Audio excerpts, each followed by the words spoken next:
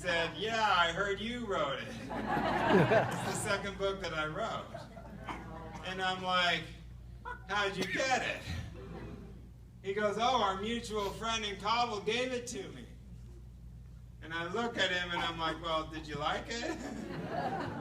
And he looks at me and he was crying and he goes, it changed my life. I'm like, what happened? He said, sir, 9 years ago, I'm a Pashtun, which is very much connected to the Taliban, very much similar, one of the main people groups of the nation. It's not Taliban, but Taliban would come from a Pashtun. So there's just connection, very much Muslim, main Muslim people group of Afghanistan. He said, I was 17, I was in my house. As I was in my house, we had a full moon one night. As the full moon was going on at 2 in the morning, I decided to go outside to check it out. When I stared at the full moon, all of a sudden I had an encounter with the living God. God came to me, and he wasn't the God that I had heard about in Islam, but he was a God of love, a God of acceptance, a God who was really kind, a God who wanted me, and he actually wanted to be my friend. And I had never heard or thought about that kind of a God in my entire life. I said, what'd you do?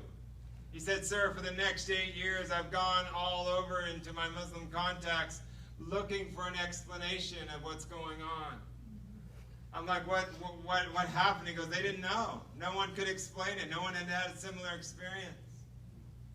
I said, then what? He goes, sir, 6 months ago, I got your book. And in your book, you talk about the story of throwing rocks with God.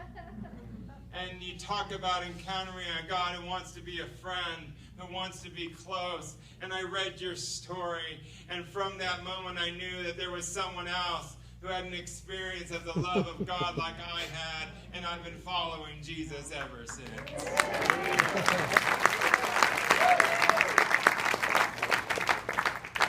That's who God is.